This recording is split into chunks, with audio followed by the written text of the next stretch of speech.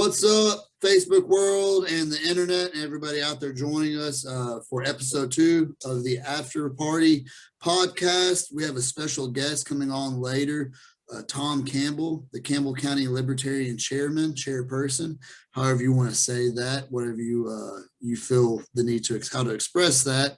But we want to thank you guys for coming on. First thing first, we'd like for you to hit the like button, hit the share button. Right now, we're building everything around the Facebook page. We soon will have a website, and we'll start doing podcasts on different platforms as well. But right now, this is where we're at. Okay, guys. But I'm here with Robert Hammett, myself, Zeb Proctor, the Afterparty. How we doing today, Robert? Doing quite well. Surviving the cold. I got family in Missouri. They're suffering pretty bad. It's down they got 8 inches of snow, and it's down around 0, I think. And they can keep that. I'll stay here where it's, in the 30s or 40s or whatever we had today. Yeah, I heard it's real bad. Still, a lot of people out with power in Missouri. They're in Texas as well. Yeah, a lot of politics going on with that too. Wild times, but yeah, today it looks like what we got for episode 2. We're going to go with with Tom. I'm going to specifically talk about family law and the Libertarian Party Tennessee convention coming up, which you're going to that too, aren't you? Yes, sir. I'll be there Saturday night for the gala, and then all day Saturday for the actual convention. Yep. We're going to be there as well. It's going to be a good time. We spoke on that a little bit, family law and shutdowns as well. But we're going to start off here with our update. We told our fans, we've heard people ask about this, the For All Tennessee Action Team. We're going to do a little update with them, just keep up with what they're going on. And, it looks like on ballot access reform, looks like it's making better headway than it has in the past. That's what it looks like. It's what it sounds like in the report. It's that they're telling me. What do you think? Seems like it. Yeah, it seems like it.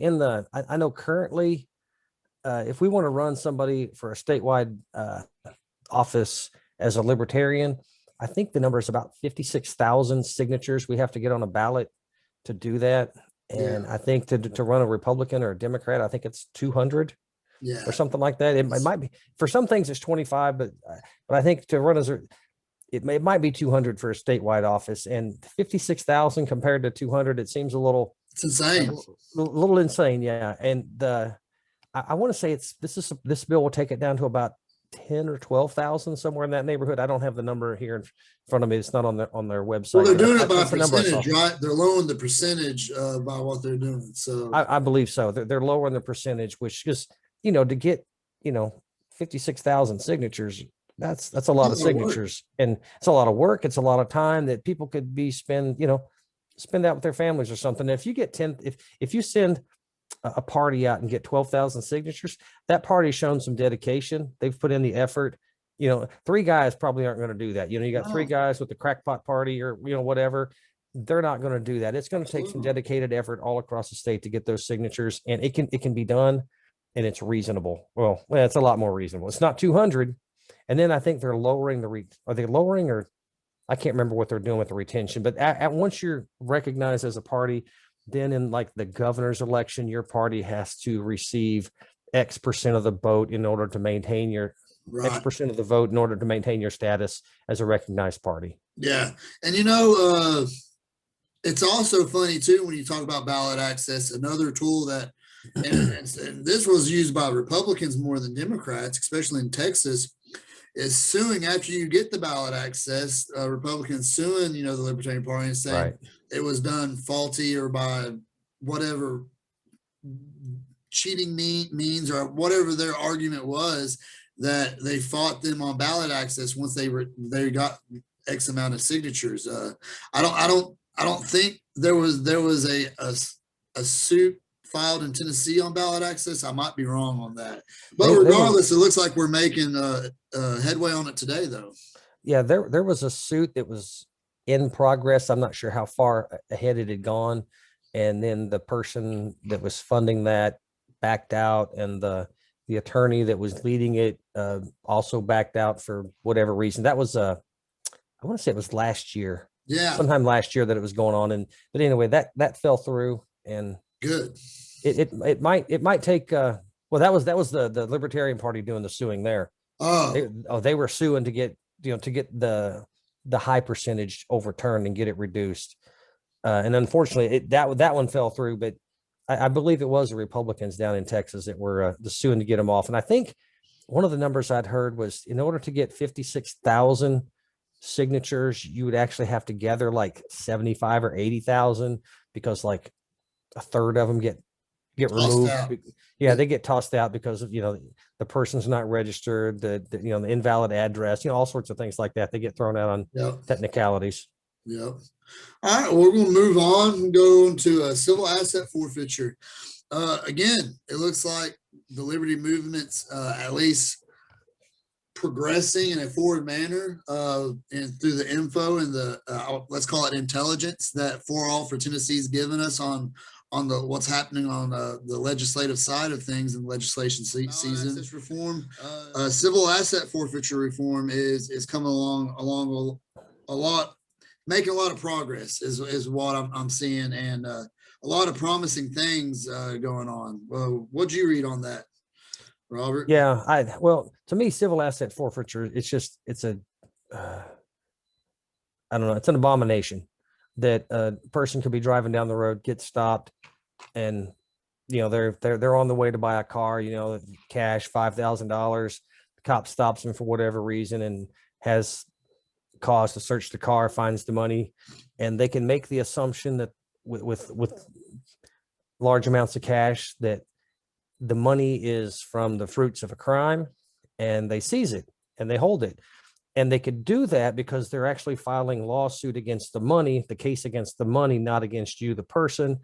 And therefore it doesn't have the presumption of innocence that the person would, and therefore they can keep it. And in order to get your money back in Tennessee, you have to put up $350 up front in order to even start the process, and then go through the process and maybe hiring a lawyer to prove where your money came from, and in the hopes to even get your money back. And it looks like they're finally, they've got several sponsors here, it looks like, and it'd be nice to actually see some progress here where even if they don't completely do away with it, like some states are moving towards, that it'll make it easier for people to get their money back. I think they're trying to remove the $350 upfront filing fee. Yeah, that seems like it's got the most traction from what I'm reading here, is that they've got Representative Rusty Grills and Senator Frank Nicely's bond bill seems to have good traction, and as does the crucially important reporting bill being brought by Justin Lafferty and Senator Mike Bell. That seems like what they're making the most progress on right now. Yeah, and I think the reporting bill requires them to report how much they seize every so often, whether it's monthly or annually or something. And as they should. Yeah, and it's to me, this is just criminal that the government even thinks that they can get away with something like this. Well, and the good thing about, again, what I like about For All Action Team, For All Tennessee Action Team, whatever they're calling it today, is that not only it's educating me as we're here have this podcast and we're speaking on things, it's educating our viewers, and it's educating everybody. Their website has on there that views it and where else they post. So that's a good thing to see. So it looks like they're making good efforts and strives there on civil asset forfeiture. Let's move on to protecting small businesses.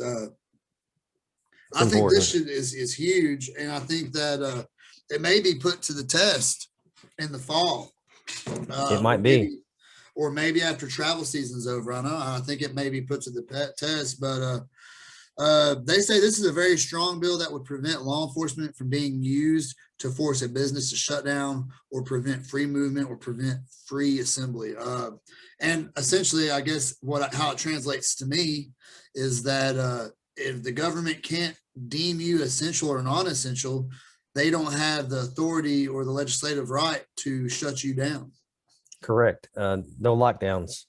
And I know, so our sheriff here, when the mandates came out, the lockdown mandates came from Governor Lee, that they said they didn't have the will nor the manpower to enforce the lockdown. Well, they certainly did, because I spoke to the sheriff at one point, and he said they had issued a ticket because somebody had too many people at their bar and got mouthy, and so they wrote him a citation. And I don't know how it turned out. I'm assuming it probably went to court and the guy got convicted for it, but maybe not. I that's my assumption. But so much for not having the will or the manpower to enforce a lockdown, because they certainly went for it. And I just, I don't know. It's just wrong that an executive, whether it's at the county, the state, or the federal level, can say your business isn't qualified to be open right now because it's not essential.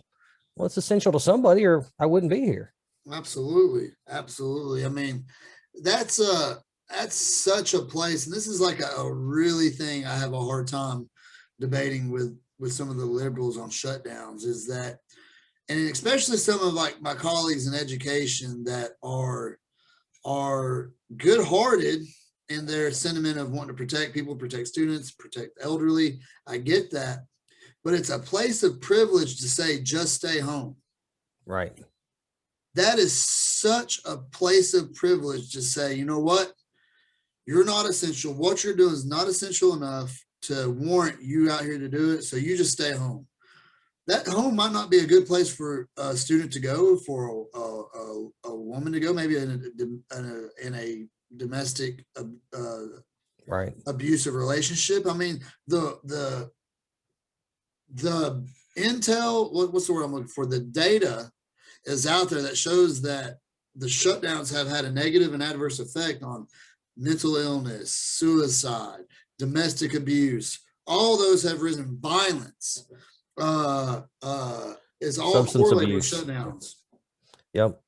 And globally, the UN was estimating that I think they say about 9 million people die of starvation every year, and they were expecting it to double over this past year because of the lockdowns, that people just can't get the food they need in the foreign countries, that they have a lot of the poverty and the starvation. They just can't get it. That's, I mean, we're bad here enough, thinking about, hey, we got domestic violence up. Well, we're starving 9 million people. It's other places have it significantly worse. Yeah, absolutely. And you talk about sanction wars like the genocide in Yemen and things like that, or what's going on in China and their concentration camps that they have as we speak. Absolutely, that echoes me. Even like the places where power is out. I'm telling you, like being in places firsthand, like in Afghanistan, it's biblical. Like that's what we're experiencing here in some places with power outages is still in a lot of ways a getaway, a vacation for some of these folks in these third world countries. So I think it's totally anti-shutdown. There shouldn't be any, and especially the second go around, they got us on the first go around, because I mean, it's like, for example, our guest Tom Campbell had COVID, was very sick with COVID, and he can't come to the Libertarian convention because he still has COVID pneumonia induced by COVID. You know what I mean? Right. And he's still fighting that. It's very real. Like, libertarians are not saying it's not real, but we cannot shut our lives down, and the cure cannot be worse than the cancer. You know what I mean? Like, the cure can be worse than the disease. And it was real good to have a conversation earlier with him and others that it can be real, but we can also recognize that we have all these other issues and obligations that we must fulfill, and we just can't shut down because of it, and I think that gets lost in a lot of this and this drawing of strings almost. I think the lockdowns are one of the failing to object to the lockdowns in an incredibly strong voice has been one of the failures of the National Libertarian Party. They should have been the party in the lead on this. And we've sat back and watched, certain Republican governors take the lead on freedom when it comes to the lockdowns, instead of the party of all the freedom all the time being out in front on this. Not that we would get the coverage that, Governor Noem would in South Dakota, or DeSantis in Florida. But we should have been there. We should have been making all the noise we could about it. And our party failed to do that. Yeah, I agree. On a national level, that was a blight for sure. And that's probably one of the biggest points that resonate with me within the Mises caucus, and hearing Dave Smith speak. And I've said before, like, I really like a lot of what the Mises caucus, and I contribute to them and contribute to For All Tennessee, and contribute to a few different liberty movement oriented movements and functions. But I still see it as not really a takeover. I see it as the party growing.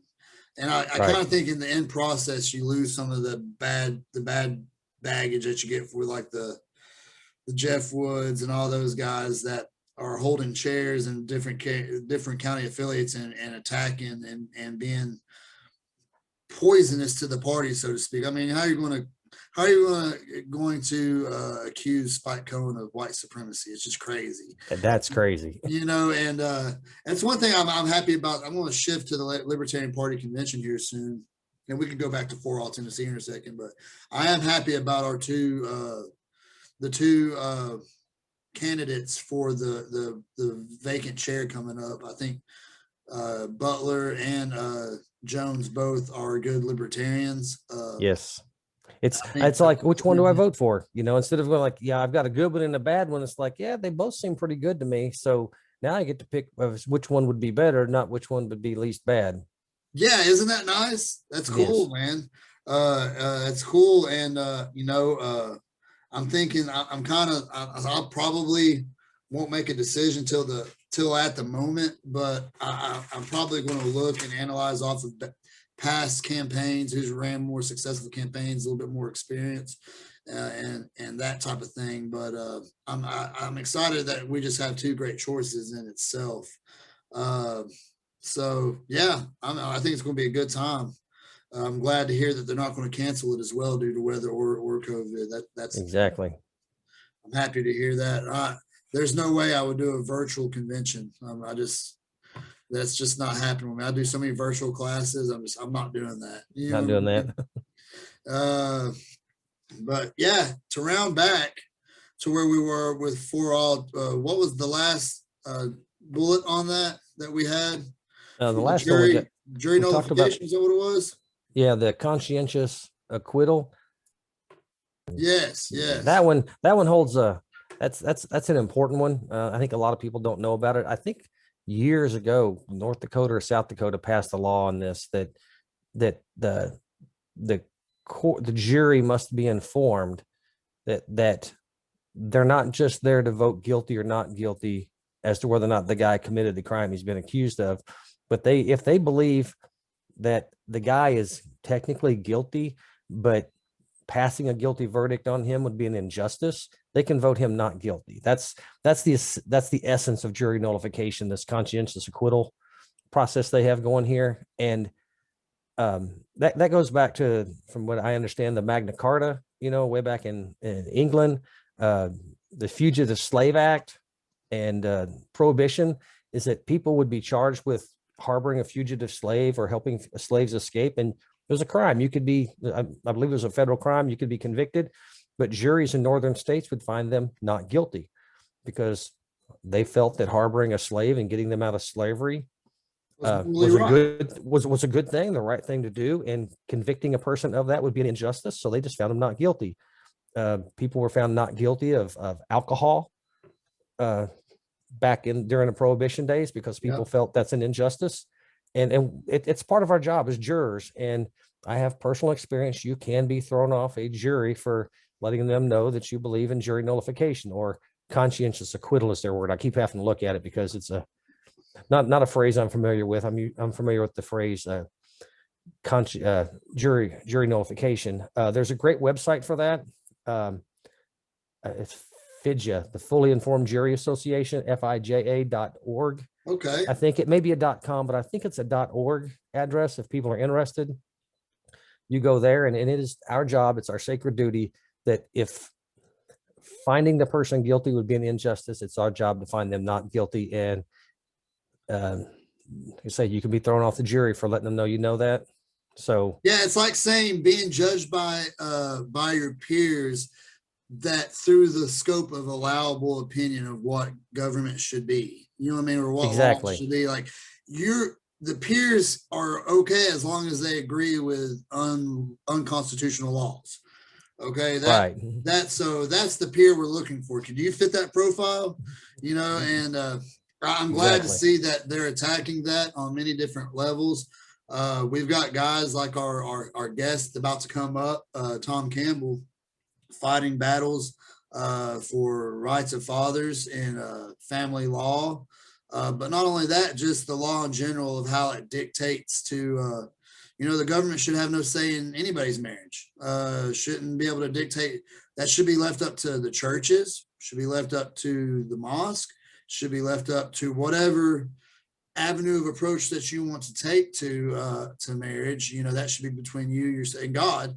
If that's what you appropriate to, you know, as us as Christians, you know, that's what we look to and such. But it shouldn't be a state regulated matter, in my opinion. The only way that I could see the state being and should be involved in it is if two people want to get married and they're not religious, then they could go file papers with the state and say, you know, we're filing that when we die, essentially it's a will almost, that, hey, I'm stating that I'm married to this lady, and when one of us dies, the other one gets all the stuff. Yeah, you know, it's basically you're filing a contract. And that's fair. And if you feel like you need to do that, you know, and set that will up, you know, in a sense, call it that. But I mean, I kind of believe in the old school way that, you know, like old school poor Romans would, you know, they would get, if they found someone they loved, they would hold their own ceremony within their friends and family. That's it. You know, Christians should be able to just do what they want to do through their church, and that should be this end all see all of. If you want to create a will, I agree, because that's important. That's important. But if you're non-religious, you do need to follow that. I just think that the government doesn't have any business in it. You know what I mean? I think in a way that the way they've legislated their way into it has had the effect of discouraging marriage. You know what I mean? You get it doesn't make it easy. Yeah, it doesn't make it easy. I don't think we had marriage licenses at the founding of this country. My understanding is, and I haven't researched it, but comments I've seen have led me to believe that marriage licenses came in to play to keep whites from marrying blacks. Yep. Is that it was a way for the state to deny that. And knowing the history of this country, I could very well see that being the case. You know, the history of gun control was to keep blacks from being able to defend themselves from mobs of whites that would attack them. So I could absolutely see that would be the US's history of marriage licenses. And we just need to end that. And I haven't listened to wasn't part of the conversation with Tom, but I've read some things and seen some video on family law, and fathers for up until the recent past have gotten the short end of the stick when it comes to family law. You know, there was a lot of times there was a presumption of the mother gets custody. That's the automatic default. And, you know, states are finally, I think, moving to joint custody as the default, which is, I think, a lot more fair, because I firmly believe my son's mom and I are divorced, and we work very well together in raising him. And we, you know, it's our families are, her family comes over here to hang out with my wife and our family, you know, and swim in the pool, that kind of thing, because it works out better for our son. And if people would focus on the kids less than themselves, then I think even in divorce, families would, you know, the kids especially would do a lot better. And having a mother and a father in the picture is important, because it seems like boys and girls both that don't have a strong father in the picture, and maybe that could be an uncle or somebody, but having a strong male figure not in their picture can lead to a lot of issues as they grow up into teenage years and young adult years. Well, and honestly, in just the logistics of having everything on one parent in a time when the middle class is being destroyed by crony capitalism and the overreach of, you know, federal taxes, just go on and on and on. The accumulation of destroying the middle class it's hard for one parent to be able to go make the bread, so to speak, and the other Yes, it parent stay is. at home. So I can only imagine logistically it can be a nightmare for single parents out there, regardless of gender. It just seems like the federal government. And to answer your question about marriage license, the federal government has had a hand in marriage license since 1913, is what I'm reading here. So federal government recognizing of marriage license since 1913. It seems like you get penalized for being married because, I said jokingly, I tell the wife, baby, if you just divorce me, we'll get that check. You know what I'm saying? Right. And she won't laugh at it and won't be funny. And, I'll apologize and say I was joking and we'll go on. But it's some truth to that. That's like like everybody knows that young people don't get married as much these days, is because they don't reward it. You know what I mean? They No, reward not being married and having children out of marriage. You know what I'm saying? Like, I know. it kind of devalues the point of being married in a way. Like, if you incentivize not getting married, then of course young people don't want to be married, and therefore resulting in higher divorce rates, resulting in less nuclear family. So I think family laws is a really good segue to fight for that father's voice. And what you're saying is, I completely agree. It's more healthy to have both parents there, mother and father. And I'm not against, for example, if you had a same sex married union, whatever you want to call it, married couple that wanted to adopt, or had a child from a prior marriage, and both of those parents want to be there and love that child. That's better than that child going through a system of the state and being raised by the state and throughout the system of foster care. You know what I mean? And that's not to hit on the foster care system, but I think we're in a situation where we have so many displaced youth that if we can find anybody that's willing to take care and love on young people and take adoptions or whatever the case may be we should encourage that rather than state-run institutions. Certainly should not be, like you said, making marriage more complicated and less desirable than not being married. Absolutely. And I'm old, I guess, maybe ancient school enough that if a couple wants to get married, do so with, in your church or your mosque or whatever, just leave the state out of it. Yeah. And I don't know, it just keeping the family together as much as possible. And even if, there is a divorce, making sure that both parents are involved, I think is really important. And sometimes that's not possible because one is, abusive or addicted to substance abuse, Yeah. or for other reasons, or maybe mentally ill and just can't be there. Well, then that's those are circumstances that you're just not going to be able to work out, and have them both there and be an equal contributing parent. No, I completely agree. And that's an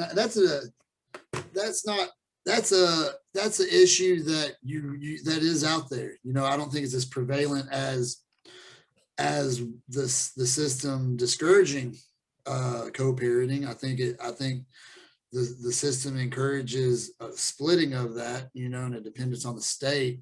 But I do think that I agree 100% that co-parenting is essential. But we're kind of getting close and running up to our moment. We're going to cut into the Tom Campbell interview. I'm going to let you go ahead and lead off or end off on what we're going on with the For All Tennessee action report, and anything else you want to hit on before we cut into the scene with Tom Campbell. And we'll see how rocky that goes. We're still learning. To all our viewers out there, I'm still learning how to cut and edit and paste and all that. I'm an amateur at this, but I promise you, and I know Robert's on board with this too, we're going to get better progressively week by week by week in content and editing and guests.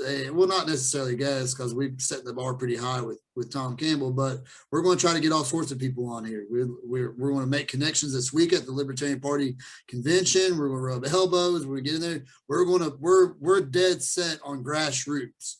like this is where it's at. Like not winning the White House is how the Libertarian Party is going to grow. Winning county elections, state elections is going to win. But what do you got on that, Robert? I just got carried away there for a second. I got pumped, man. Got pumped, dude.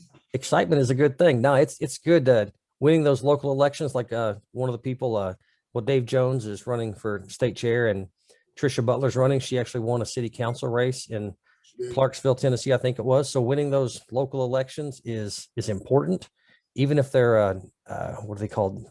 Not non-denominational. That's a religious thing, but nonpartisan. That's the word. Yeah. Even if they're nonpartisan races, let's get liberty-minded people in there. And the For All Tennessee. Let me move on to the For All Tennessee project there. That's a new thing that's started recently. They're trying to. It's a grassroots lobbying effort. I believe you can donate money to them, and to say, I would like my money to go to a criminal justice reform or civil asset forfeiture, or maybe legalizing marijuana, or whatever your thing is. You could donate your money and they will spend your money on that project. I believe maybe we need to get Justin on here one of these days to talk about that. I want to ask him.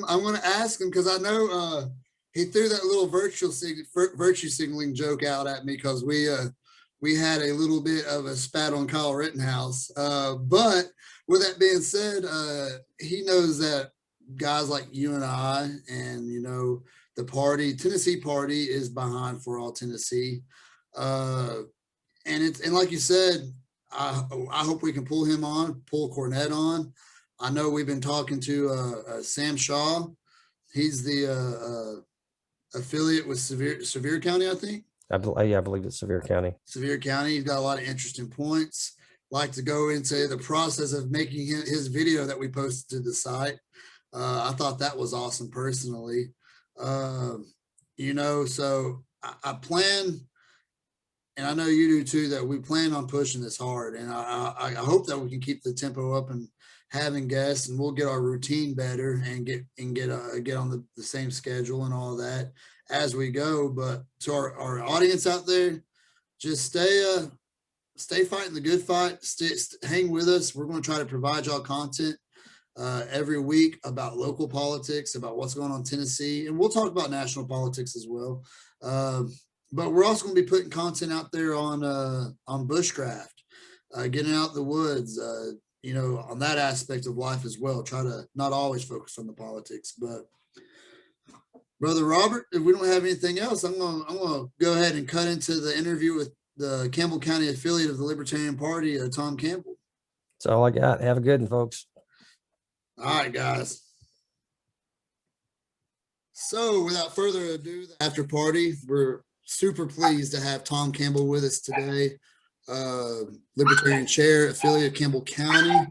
Mr. Tom Campbell, why don't you introduce yourself to the audience that may not be familiar with you and your work? Well, like you mentioned, I'm the Campbell County chairman of the Libertarian Party for Campbell County. I have 2 barking dogs that you can hear in the background. Hopefully they'll settle down a little bit. FedEx and UPS trucks are their mortal sworn enemies. I don't know why, but I've been chair for the Libertarian Party since 2016. That's as long as I've been an active member of and a registered member of the Libertarian Party, a dues-paying member of the Libertarian Party. Proud to be associated with the Libertarian Party, with the fastest growing party in the country and in the state right now. If you want more information about the Libertarian Party, check us out at lp.org or our state website at lptn.org. So that's a little bit about me. I'm a little casual today because I'm recovering from COVID-19 and had some issues with that, but trying to get on the mend from that. So that's why I'm usually a little more relaxed. Not that I'm in a 3-piece suit usually, but yeah. Well, yeah. I mean, it's good that you mentioned that, because I was about to make the comment that, man, you look good for somebody that's been battling, and it's been a battle that's affected us locally here in Campbell County, in Tennessee as a state, and Yeah. people try to politicize and say, well, it's because we didn't shut down enough, or it wasn't that. The issue is it's just a pandemic. You know what I mean? And I think that guys like you have been, it's heartwarming to see people come across the board and, just support your fellow man and not try to politicize. And that's one thing I think that's a little bit easier to talk to you. And I've said in the past about why I think here, at least on the after party, here locally, we're going to try to get your voice out there and a lot of other people's voices out there, because it's a lot of positive messaging. It's like, it's true conservative government, in that in conservatism is small government. You know what I mean? And you can just kind of get that from you. But, some of the topics that we've had for the viewers today that we want to hit on specifically with you is family law. We're also want to go with the Libertarian Tennessee convention coming up and thoughts on the possible candidates for the vacant chair seat coming up. But we're going to start with family law, because you just bring a wealth of knowledge on that. And we had some new legislation come up here recently that you're a little bit more familiar with me. I've read a little bit on it, and the sentiment of it, I really do, as far as fathers' rights. Like there does need to be people, we keep saying, I hate hearing the thing that we're a fatherless generation, because one thing, I hate it for two reasons. For one, it does hold truth, because I'm part of that generation. But the other truth is that we have a system in which creates a fatherless generation that's not only affects the people of color community, African American community, but it affects the white community. It affects the American community. The laws and switch to marriage and to the government's involvement and what is lawful, what is not. It's not equal rights, but one thing I do have I don't want reservations. They have like committees that they're going to assign to what is a good father or not. And I don't know if necessarily the government is the best, is probably never the best example to legislate over that. But there's two sides of it, so I just wanted to get your thoughts and leeway into that. Well, it's funny to me that, and not funny, unfortunately, but when we as libertarians say that the government cannot make a family, both sides tend to look at libertarians, be they conservative, liberal, progressive, whatever. They tend to look at us with a little bit of skepticism. And I understand that, because they disagree with that premise. They don't say that they do, but their actions show otherwise. As libertarians, we believe that families should be making families. And whatever that takes, whatever role that takes, whatever form and shape, and whatever that looks like, should be left up to individuals to choose. It should be left up to churches, should be left up to houses of worship, mosques, synagogues, what have you. And it should be people's choice in the matter, not what the government dictates. But instead, the government comes in well-intentioned,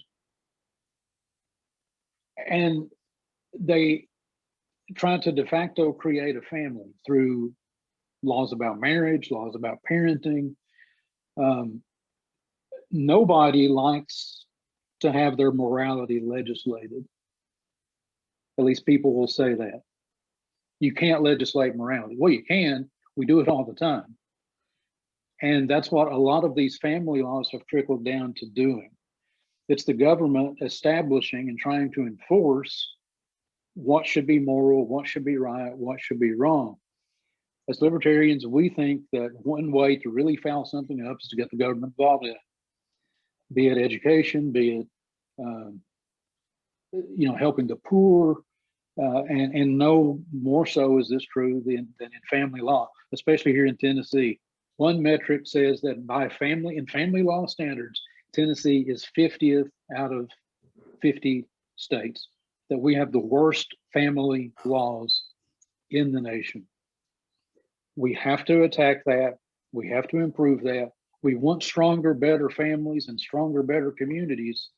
But the way to do it is not through more or legislation or increased legislation. It's to improve it, get government out of the way, that churches, houses of worship, and individuals make choices and be on a level playing field. Yeah, and I agree, you know, to kind of piggyback on how trying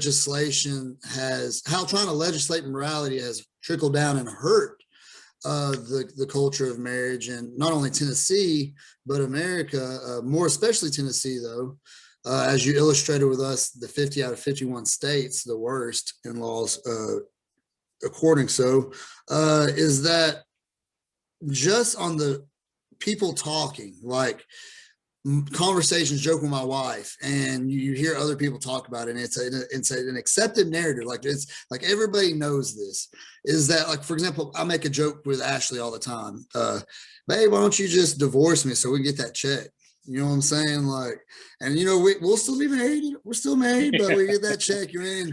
I say that jokingly, and you know, she hits me, and you know, it's all funny, but you know, that is a culture that the government's created. That's a narrative that it's almost like they don't realize they've done it. And I think they have realized. That's me. I think there's more nefarious means behind it. But it may just be years and years and years of laws on the books that just trickle down to this. Either way, it shows where less government would be the answer to this, is that it feels like a punishment to be married. You know what I mean? Right. And I think that kind of ties into, like, you know, this family law we're talking about and such, and, you know, the assumed roles that men and women have in their marriages. You know, like I know people that are married where the dude stays home, you know what I mean? And the wife goes out and works, and it makes really good money. Nothing wrong with that. Right. You know what I mean? Right. That, you know, but laws kind of show or show a bias the other way. You know what I mean? And I'm just trying to be for equal rights, right? You know what I mean? So I do think I agree with you. It's just weird culturally seeing how more laws on family have discouraged a family, I guess. And you see it in the rates of divorce and single mother or single parent families, homes, predominantly mothers. Yeah. Yeah, it's trickled down, as you mentioned. It tentacles out to a lot of different ways. It starts with things like taxes. You know, we're in tax season right now, and you know, one of the things that we'll have to check is whether or not we're single or married. Why is the government's business when it comes time for me to pay my tax bill if I'm single, if I'm married, if I'm cohabitating or not, if I have children or I don't? Yeah. What business is it of the government's? But they make it their business every single paycheck. They make it their business every single year at April 15th. And it goes out to other areas. It goes out to when the terrible happens where people divorce, when it comes to deciding custody. You know, Tennessee is one of the few remaining maternal privilege states. So if you are a male, you are automatically discriminated against. Absolutely. In the state of Tennessee. And it is, even though Representative Johnny Shaw, a Democrat out of Bolivar, has been trying to fight that, along with a representative out of a senator out of state senator whose name escapes me at the moment, out of Nashville, but they've been trying to tackle this. But the supposed pro-family Republicans and Democrats fight them at every turn. They are lone voices. They are sole voices. So when they try to speak up, as they try to do every legislative session, and there's some ways we can talk about how they've tried to do that, but when they've tried to make even simple little tweaks, Representative Shaw tried to introduce a bill 2 years ago that would allow for fathers, non-custodial parents, whether it be a father or a mother, to have a 5-minute phone call every day. that was killed by the Republican chair of the subcommittee that went for. So just a 5-minute phone call a day. I mean, if we can't agree that it's okay for a parent who wants to have 5 minutes on the phone with his or her child every single day, if that's not okay. If that's not okay in Tennessee, we have a problem. We have an issue. Study after study after study after study after study shows that that children function better when both parents take an active role. If a 5-minute phone call is not at least a baby step in that direction, if we say no to that, we can't say we want parental involvement. We've got to change the way we do business here in Tennessee. 50th out of 50. You think about that. Yeah, and it's a weird trickle down that you see the culmination of just laws and laws and laws on the books to family, to marriage, and all these things, like it just over and over and over. And we have a generation which kind of started, the trend started with my generation, and then you have the generation now that's in high school and younger, that we have the rise of mental illness and suicide. Like that's a very real thing, and people kind of like shy away from that, and or maybe discredit that message because a lot of people are talking about it now because it's a problem. It's a huge problem, but we can't ignore the fact that this is coinciding with a generation that is more and more without fathers, a fatherless generation, that we're seeing the rise of this, and also you see in the rise of gang violence, gang violence or just violence in general. You see in Knoxville, the effects that, again, now let's shift it to another community because we can talk candidly about this. It affects all of our communities differently, but we're still all Americans being affected negatively by these laws preventing fatherhood in many cases. You see that people are being pulled into a void where they're trying to feel something, and you see violence ahead of it, and then you also see it with draconian shutdowns, like people shutting schools down. Well, it's not a coincidence that when you have the most amount of school being canceled and we're going virtual, but I mean, virtual is very hard to do with young adults. It's hard to do with actual adults. You know what I mean? It's even harder to do with young adults and kids, and I can only imagine middle school and earlier. But you're taking something away from school. They're not being productive there, so they're somewhere else. It's not a coincidence that you see a rise in violence and then all these shutdowns at the same time. You know what I mean? And that's the same thing that the fatherless generation ties into that.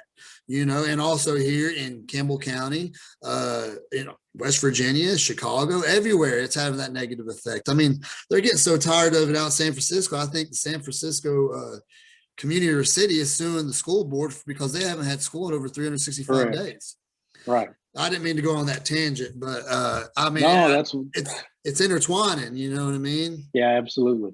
It absolutely is, and the violence that we're seeing just miles from where we sit, in North Knoxville, in North Knox County, that is, like you mentioned, it's no coincidence about the time. And everybody likes to explain it away and tie it to gangs and all that sort of thing, and it might possibly very well be. But as you mentioned, it's like water on a pavement. It's going to find the crevice, it's going to find the void, and it's going to fill that up. One of the things that we constantly hear here in Campbell County is we don't have anything to do for our children. We don't have anything to do for our children. And then the number one thing that our children can do, which is learn and have social interaction and have extracurricular activities and have all of those things, we shut down instead of letting parents and educators make the choice. So it's definitely had an effect.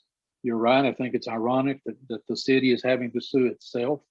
You have the mayor of Chicago coming out saying we've got to get the teachers unions and those that are that have a financial and invested monetary interest in keeping schools closed, to stand down so that we can do what's best for our children's educational future and their mental present and emotional present and future, and get them back into the classroom. And they're taking fire for that.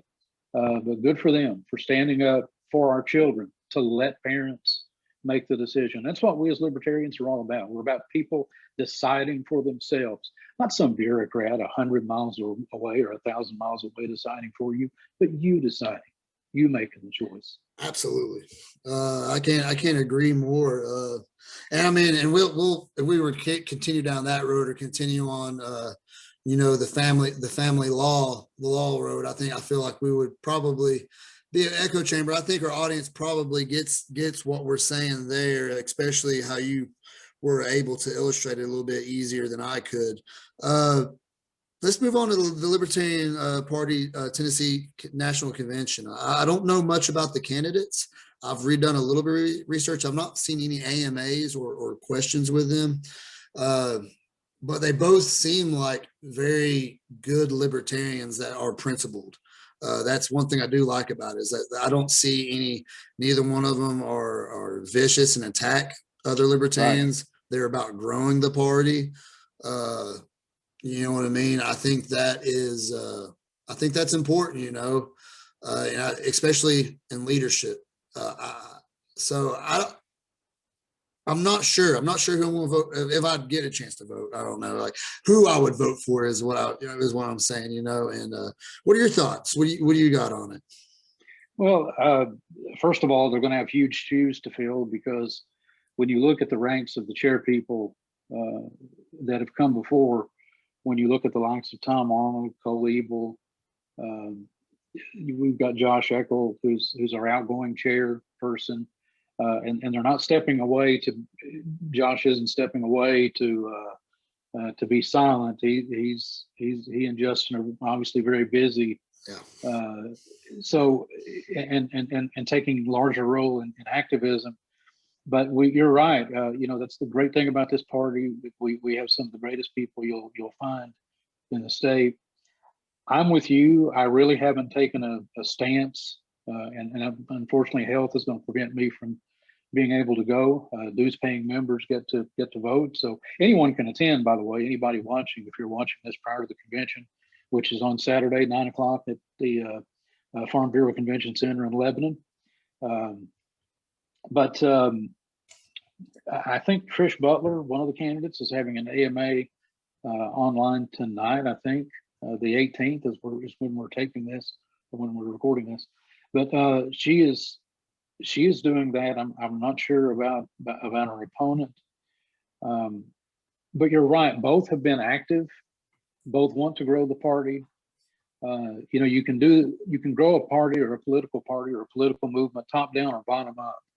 And I think they agree with me. The top down is you get somebody to run for president, they become president, or a congressman, senator. Bottom up is starting on the local school board level and the alderman and those kinds of things. And then you grow that way. My approach and what I think their approach is that let's do both. We have the resources, we have the talent, we have the ability to be able to do both.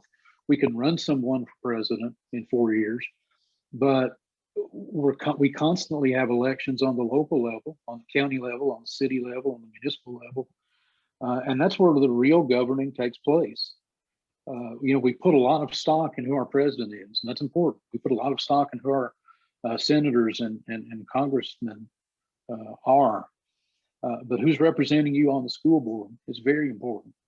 Yeah. Who your road superintendent is very important. It's very important this morning, as my wife went out to work in the slushy, stuff that was out there. So it's important on the local. That's where the governing takes place, and they understand that. They've worked to help get libertarians elected. I think both are going to be either would make a good choice. So it's kind of a privilege, and they're going to join some people. Kenna Porter, who's already holds state office, they're going to join some people who have a wealth of knowledge. You know, we've got some institutional memory there, and like I say, we've got a deep bench. Here's the thing: the most important member of the Libertarian Party is you.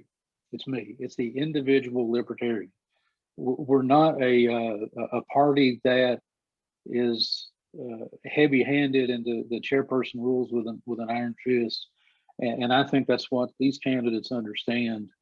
For state chairperson, they understand that the most important libertarian is the average dues-paying libertarian that puts up a yard sign, that has a libertarian bumper sticker, that has a libertarian cap. Oh, yeah. That's the most important libertarian that there is. Yeah, I'm probably the type of libertarian that gives that libertarian a bad name. I'm the crazy libertarian at work. Man. I'm always. I mean, I've slowed down now. You know, I don't push me anymore. I was trying, you know, for the campaign season, everybody's tensions are running high in election season, and you know, but I like the grassroots approach. And, you know, if I had to think about it critically, and I'm going to try to have that recorded because I got a class now. I'm not going to be able to watch that as it's in real time. But thinking to myself, because I've listened to a little bit of what they've had to say, just on snippets here and there, or like I think she was on Culture of Winning. I listened to a little bit of that. And I've David Jones, that's his name, right? David Jones. Yes.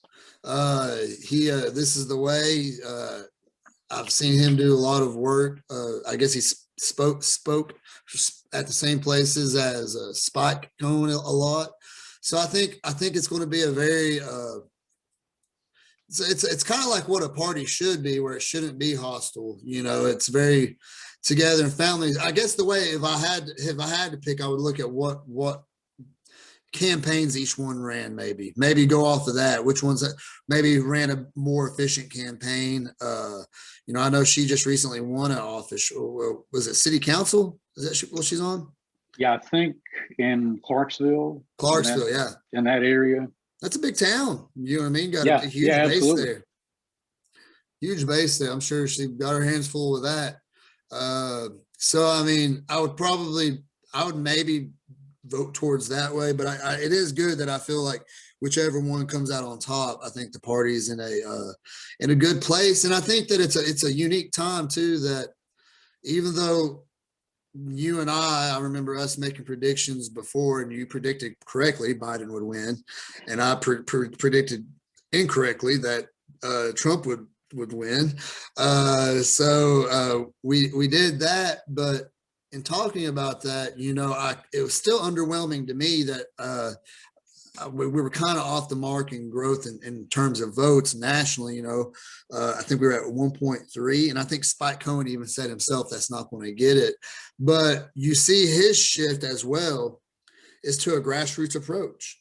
And, you know, you see him speaking with more guys like Dave Smith and the Mises Caucus and how they're growing. I think they've grown to 40% of the party specifically. And I have, you know, I do donate, I contribute to certain, like, for example, For All Tennessee. I think those guys are great. And I think Mises Caucus is great too. I don't necessarily see myself as Mises or part of the takeover. I just feel it as the party's growing. You know, that's kind of like the way I look at it. Right. But I can understand some of that hostile language of the takeover when you got I can't remember the dude's name. I think his name was Jeff. My name is Jeff. The guy that went after Spike Cohen. You know, I feel like the more the party grows, you'll get extremists out of the way, you know, that say kind of pop culture things. And I guess I have hope that with whoever gets elected and with all the hype, and I hope that it doesn't fizzle out and it turns out in 2 years or whenever the next election cycle is here locally. And to your point, we get more local libertarians on various different levels and try to change culture locally, you know, because that turns out, I think overall, doesn't that turn out to more votes nationally? Absolutely. Yeah, absolutely. You know, I'm like you, and you know, I would have loved to have had more than like you said, 1.2, 1.3%. Yeah. Nationally, it was nowhere near what it was last time, but it was the political culture and the political atmosphere this year or last year and this last cycle was so toxic that it did make it difficult for a third party person. I think that's why Justin Amash did not run for president, because he realized that, look, the pool water is too bad. I'm not getting in that.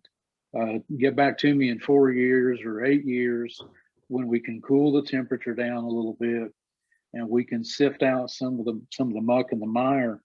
And I certainly understand that. But I'm very proud of Joe Jorgensen and Spike Cohen. They ran a principled campaign. They ran an issue-based campaign. And instead of debating just locker room antics and the kind of stuff that Biden and Trump kind of devolved into, they stepped up and actually put forth policies. The problem is nobody was listening because they were of all the shouting going on. They're waiting for a turn to speak, right?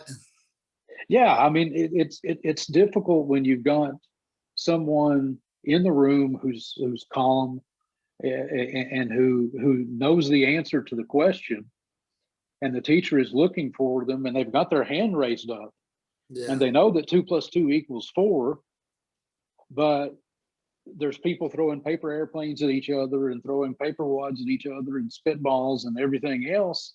And so she can't hear or can't see the person with their hand raised up that has the answer.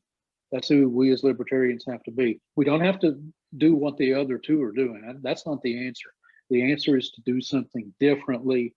And I think that message will eventually resonate. People are already talking about an alternative party. There are people talking about in the Republican Party and the Democrats. There's a lot of infighting within both of the major parties. Well, the third largest political party in the country is the fastest growing political party. If you want a choice, this is your choice, the Libertarian Party.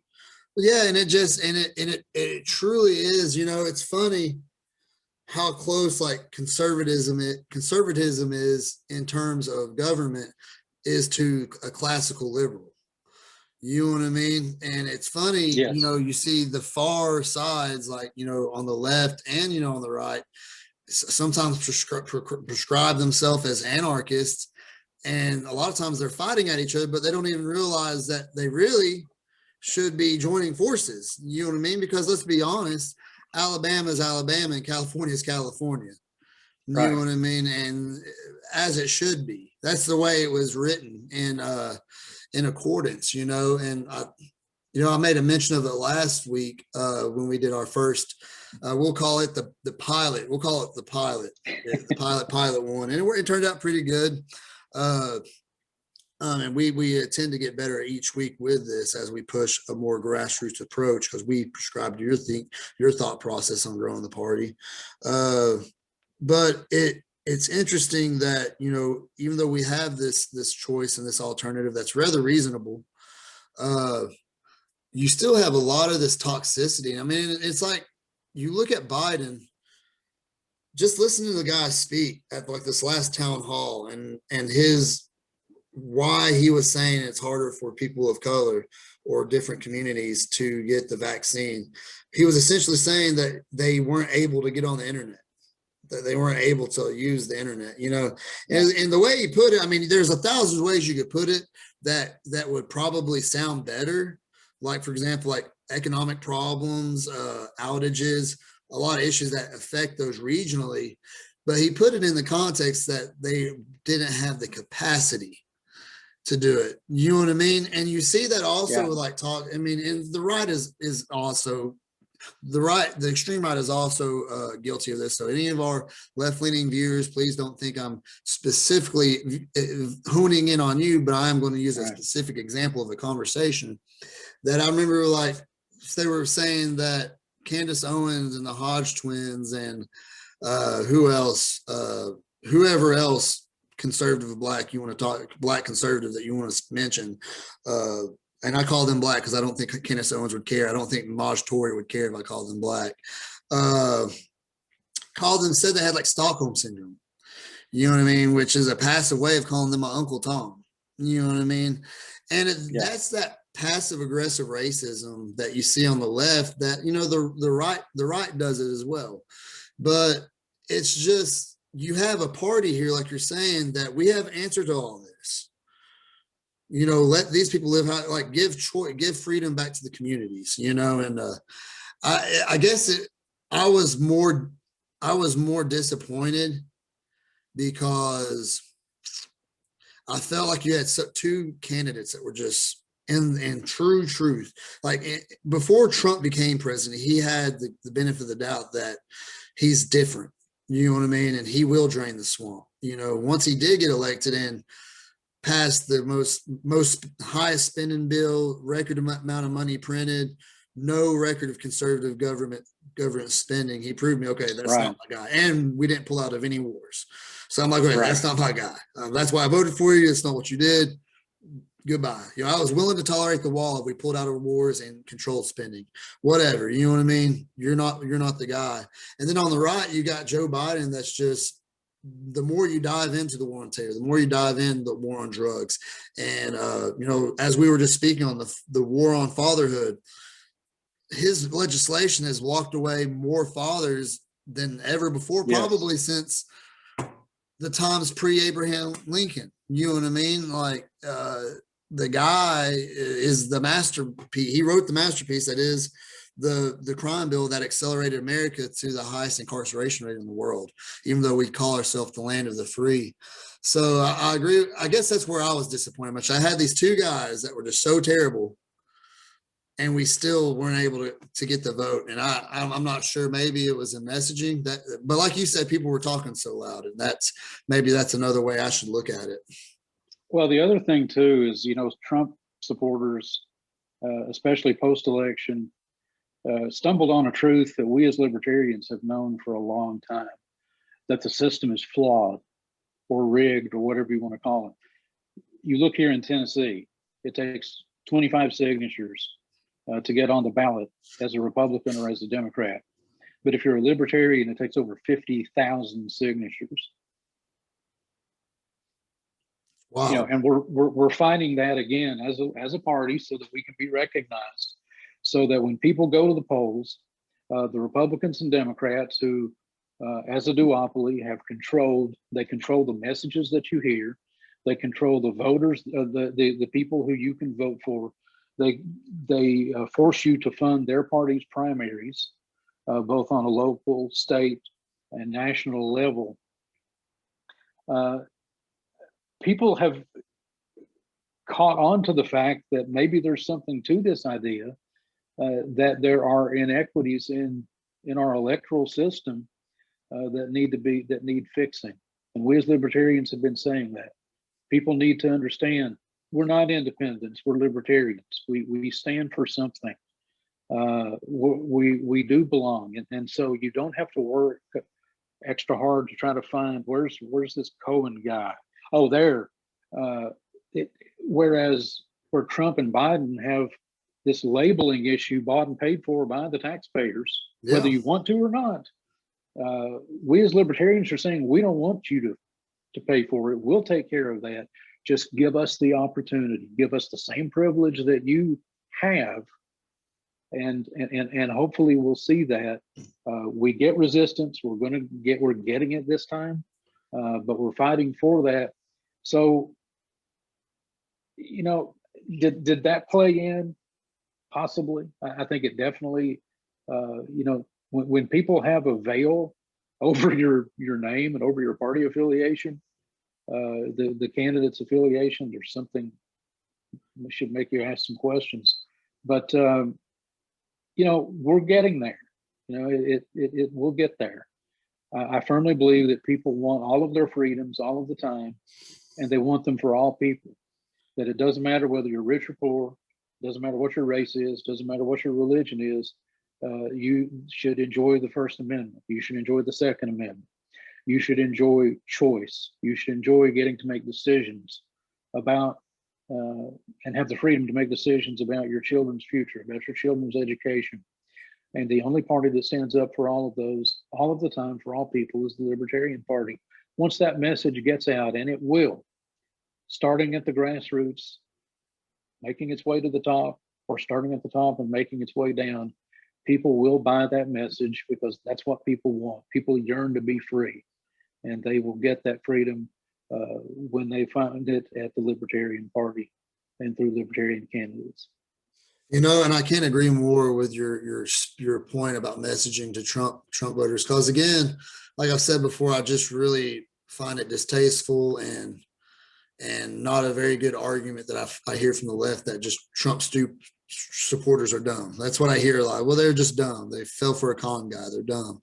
No, there's something to it. There really is, and it's a feeling of disenfranchisement in the electoral system is something that resonates within that. And like you said, fair elections start with fair ballot access without 100%. But, you know, we're running up to the back end of the show. At the end of the show, as always, I try to, if I could just stop talking myself, you know what I mean? You gotta rein myself in sometimes, but we like to give our guests the last word. You also throw any type of shout outs you want to do or anything you want to put out there, but we're going to let you have that last word, Tom. Well, shout out to you for having this platform. Thanks for having me, letting me be a part.